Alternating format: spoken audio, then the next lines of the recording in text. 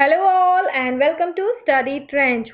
जहाँ पैसा और पावर की बात आती है वहाँ पे हर किसी की निगाह टिक जाती है और कुछ ऐसा ही सत्ता पलट देखने को मिला है इजराइल में। इजराइल की बात करें तो वहाँ पे नया प्राइम मिनिस्टर इलेक्ट किया गया है और जो पहले के प्राइम मिनिस्टर थे मिस्टर बेंजामिन नेतन्याहू, उनको हटा के नेफ्ताली बेनेट को नया प्राइम मिनिस्टर इलेक्ट किया गया है और उन्होंने ओथ भी ले ली है। वैसे तो हम लोग विद इन डिकेड्स जानते हुए कि जो हम इजराइल के प्राइम मिनिस्टर वो बेंजामिन है, बट अब इतने टाइम तक, इतने बरसों तक प्राइम मिनिस्टर रहने के बाद ऐसा क्या हुआ कि उनको हटा दिया गया, लोगों ने उनको हटा दिया। Let's see. First of all, जो आपके एग्जाम के लिए इंपॉर्टेंट है वो आपको हम पहले पॉइंट आउट कर दे कि इजराइल की जो पार्लियामेंट है उसका नाम है नेसेट। और ओके, जैसे कि इंडिया का पार्लियामेंट है वैसे ही वहां पे भी पार्लियामेंट होता है, वहां की पार्लियामेंट का नाम है नेसेट। ये आपको याद रखना होगा। और जो नेसेट है उसने नया गवर्नमेंट अप्रूव किया है bye ending a record of 12 year old regime of Benjamin Netanyahu. यानी कि तकरीबन 12 साल से लगातार वो इसराइल के प्राइम मिनिस्टर के पद पर रहे और 12 साल के बाद फाइनली उनको हटा दिया गया है। जो पॉलिटिकल डेडलॉक था कि उनके अलावा कोई और आ ही नहीं सकता, जैसे कि रशिया में हो रहा है ना, व्लादिमीर पुतिन है, उनके अलावा कोई आ ही नहीं पा रहा, ठीक वैसा ही कुछ यहाँ इसराइल में भी था। बट फाइनली कोएलिशन यानी कि गठबंधन के बाद एक ऐसा गठबंधन हुआ इसराइल में जिसने कि पूरा इतिहास बदल दिया और वहां पे उस गठबंधन के बाद बेंजामिन को उस प्राइम मिनिस्टर के पद से हटा के नए प्राइम मिनिस्टर को इलेक्ट कर लिया गया। जो नए प्राइम मिनिस्टर है उनका नाम है नेफ्ताली। ओके, अब पहले देखते हैं कि ये जो नेफ्ताली है कौन। ठीक है, लेकिन एग्जाम पॉइंट ऑफ व्यू से गाइस आपको ये याद रखना है कि अगर आपको क्वेश्चन में पूछा जाए कि who was the longest serving prime minister of Israel, then your answer should be mister Benjamin Netanyahu. Okay, इसके अलावा किसी और पर्सन का नाम बिल्कुल भी टिक मत करें।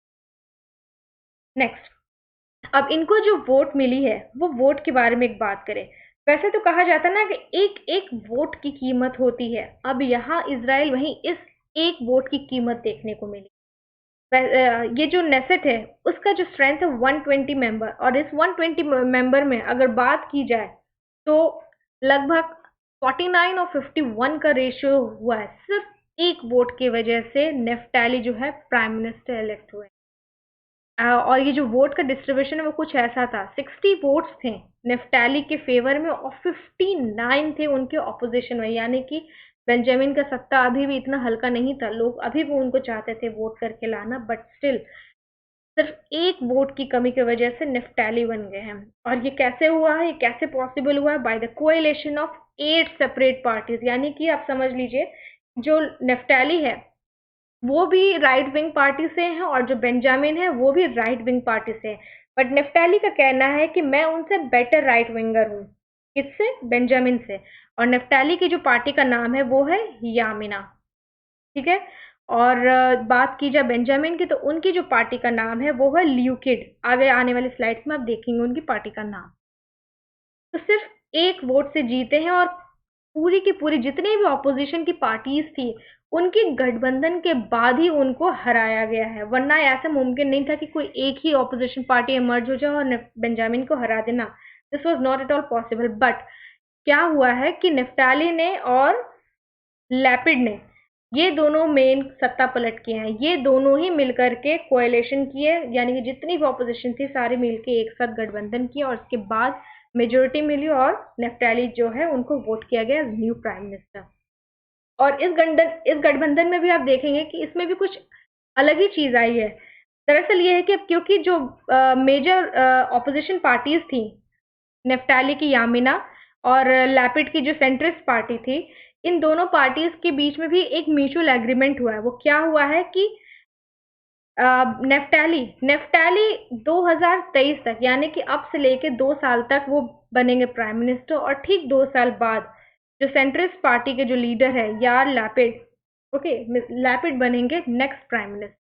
यानी कि जो 5 साल का जो टेन्यूर है वो तो चलेगा ही, जिसमें कि पहले 2 साल तक ये है, फिर उसके बाद लैपिड आएंगे। ठीक है, ये शेयरिंग में हो रहा है प्राइम मिनिस्टर का पोस्ट।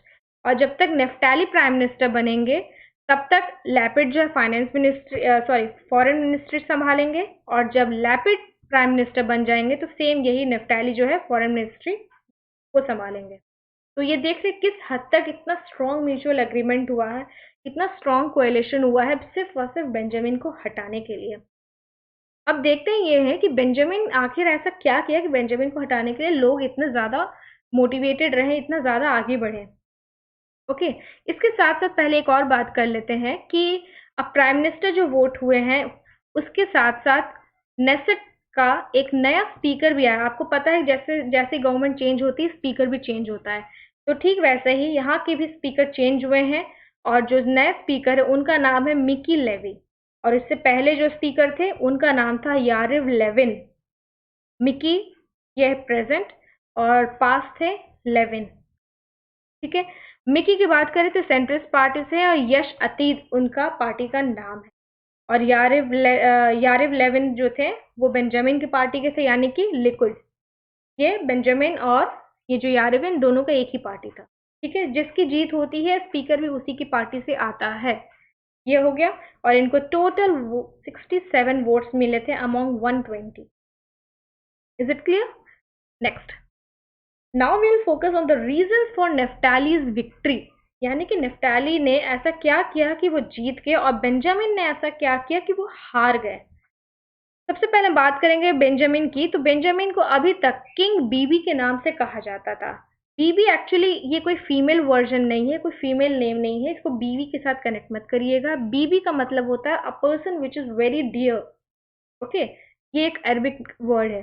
तो ये जो किंग बेबी यानी कि किंग बीबी यानी कि a dear king, a very near dear king, कुछ इस तरह से इनको रिलेट किया जाता है। तो नेतन्याहू का जो अदर नेम कह सकते हैं वो किंग बीबी था, इसी नाम से लोग उनको बुलाते थे। और नेतन्याहू की हार की सबसे बड़ी वजह ये थी कि उनके ऊपर करप्शन के चार्जेस थे और करप्शन के साथ साथ काफी सारे क्रिमिनल ट्रायल्स भी हो रहे थे। तो बस एक पॉइंट मिलना चाहिए, बस इसी चीज का फायदा उठा के नेफ्टाली जो है ऑपोजिशन में खड़े हुए, कोएलिशन बना और लोगों ने उनके फेवर में वोट भी किया। और इस विक्ट्री के बाद बेंजामिन का ये कहना है कि ऑपोजिशन ने उनकी इस क्रिमिनल चार्जेस का इस्तेमाल किया है to win the prime minister post. और इस विक्ट्री को कहा गया है विच हंट, यानी कि एक तरह से कह सकते हैं कि वो वैसे ही बेंजामिन परेशानी में थे और उसी चीज का फायदा उठा करके वो जीत हासिल की है। ठीक है, जो नेफ्ताली है वो बेसिकली डोमेस्टिक इश्यूज पे फोकस किए थे। जो चीजें बेंजामिन ठीक नहीं कर पाए थे उनका मानना है कि वो ठीक कर सकते हैं। जैसे कि स्पीच में कहा गया था, बेंजामिन ने कहा था कि जो फिलिस्तीन है, फिलिस्तीन के जो टेररिस्ट हैं उनको उन्होंने छोड़ दिया था। कुछ एग्रीमेंट्स हुए थे, will not go into deep.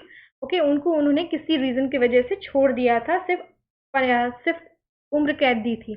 But Naftali का कहना है कि जितने भी टेररिस्ट हैं उनके ऊपर कोई रहम नहीं करना है, उनके ऊपर कोई सिंपैथी नहीं, उनको सीधे गोली से मार के उनको खत्म कर देना है। Will not let them move on. Okay, तो इस तरह का कुछ सिनेरियो देखने को मिलेगा। अब आगे देखें कि नेफ्ताली जो है क्या उससे भी ज्यादा घातक साबित होंगे बेंजामिन से या उनसे थोड़ा मॉडरेट रहेंगे। बट क्योंकि राइट विंग के हैं तो वी कांट एक्सपेक्ट कि वो थोड़ा लो लेवल पे जाए। और इसके साथ साथ इसराइल के बारे में अगर आपको बात करें तो इसराइल का जो पॉपुलेशन है about 20% of population is occupied by Arab citizens, यानी कि 20% जो वहाँ के लोग हैं वो अरबियंस हैं। और अरेबियंस को ज़माने से डिस्क्रिमिनेशन फील हो रहा है जब से बेंजामिन बने हैं। उनको पॉवर्टी से जूझना पड़ा है, उनको लैक ऑफ अपॉर्चुनिटीज़ का भी सामना करना पड़ा है, जिसकी वजह से काफ़ी ज़्यादा दिक्कतें हुई हैं अरबियंस को और इस वजह से काफ़ी ज़्यादा एंटी रहे हैं वो बेंजामिन के। और इसके साथ-साथ हालाँकि बेंजामिन ने अब अरब सिटीजन्स का कोई हेल्प नहीं किया, बट उन्होंने अपनी स्पीच में ये कहा कि अगर अरेबियंस हमें सपोर्ट करते तो पॉसिबिलिटी होता कि हम जीत जाते। अब आप ये समझ लीजिए कि एक तरह से वो अरेबियंस को लात मार रहे हैं और ऊपर से एक्सपेक्ट कर रहे हैं कि उनको वो हेल्प करे बेंजामिन का, है ना? That was something near to impossible. तो अरेबियंस को और एक वर्ड से रिलेट करते थे बेंजामिन कि वो एक तरह से सिंपैथेसाइजर्स थे टेररिस्ट के, यानी कि वो सपोर्टर्स थे टेररिस्ट के। वो टेररिस्ट नहीं बनते थे लेकिन जो टेररिस्ट होते थे उनको सपोर्ट भी करते थे। तो इस तरह की काफ़ी इल्ज़ाम लगाए गए हैं अरब सिटीजन्स पर, जिनकी वजह से अरब सिटीजन्स ऑफ कोर्स जो है बेंजामिन को वोट आउट कर दिए हैं और उनको इस इलेक्शन में जीतने नहीं दिए हैं। उसके अलावा नेफ्टैली ने हाईलाइट किया है कि एक पॉसिबल फ्लैश पॉइंट उन्होंने बताया है, जो ईरान का न्यूक्लियर अग्रीमेंट है, ओके, जो ईरान का न्यूक्लियर अग्रीमेंट है उसको हाईलाइट करते हुए बेंजामिन ने कहा, सॉरी ये नेफ्टैली ने कहा है कि इस न्यूक्लियर अग्रीमेंट को रिन्यू करना ये एक तरह से गलती हो सकती है यूएस की।